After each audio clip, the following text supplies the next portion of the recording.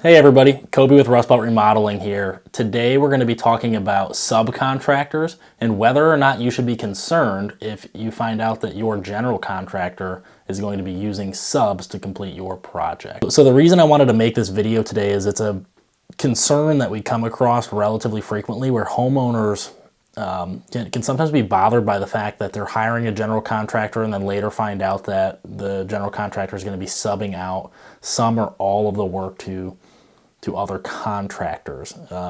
People tend to feel like they're being taken advantage of when a contractor does that, and that's generally not the case.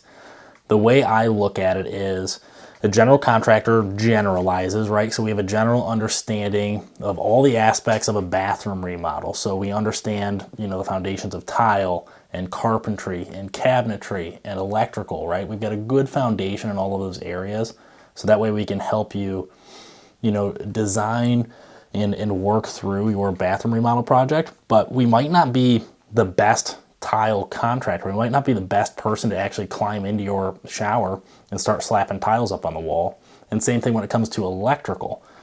We're not licensed. You'd be pretty hard pressed to find somebody who's a licensed electrician, a licensed HVAC technician, and a licensed plumber, all in one package. And that's because they vary widely. Those tasks and trades vary in the skills and the knowledge that are required to do each thing. So we have the philosophy that if you're going to hire us to do your bathroom remodel, we then want to hire and subcontract out the individual trades to the experts in their respective fields. So in your bathroom remodel, we're going to hire a tile contractor who does tile day in and day out and is going to knock your shower out of the park. And then we're going to hire an electrician who knows how to safely handle, electrical projects and get that taken care of. Same thing with plumbing, same thing with cabinetry, and all the remaining aspects of your project. We've all heard the phrase, jack of all trades, master of none, and there is a level of truth to that. General contractors tend to be a jack of all trades, but master of none. Your general contractor should be somebody who has a good foundation in all of the different trades and all the different aspects that are going to go into your bathroom remodel, so that way they can properly guide the ship in the right direction. They can properly manage your project. They can talk to the plumber and talk to the electrician and know what kind of technicalities they're talking about, but they might not be the best person to actually complete the work. And want the expert in their field to be doing that portion of the project. So some people might say, well, why don't I just hire these individual trades or subcontractors myself? And you could do that. You could do that. But as I said before, you want somebody that's managing the project to have a pretty solid foundation and a good understanding of construction in general, and at least a foundation in each of the trades that are going to be involved in the project to properly communicate, make sure plans are being followed properly, and be able to piece the whole project together. And not only that, but one of the other benefits of hiring a general contractor instead of subbing out the trades yourself is you have a central company that's going to hold your warranty. So here at Rust Belt Remodeling, if we complete a project for you and something were to go wrong, say your tile shower leaks, which it won't, but say it did, I'm not going to hand you the tile contractor's phone number and say, take it up with them. You're going to say, hey, Coby, my tile's leaking, what the heck? And then I'm going to be responsible for getting that taken care of for you. You've got one person to talk to instead of a bunch. Another topic that people bring up relatively frequently when talking about subcontractors, they say, well, isn't my project going to cost a lot more when you use subcontractors, but because you have to pay all these other companies? And the short answer is no, not necessarily.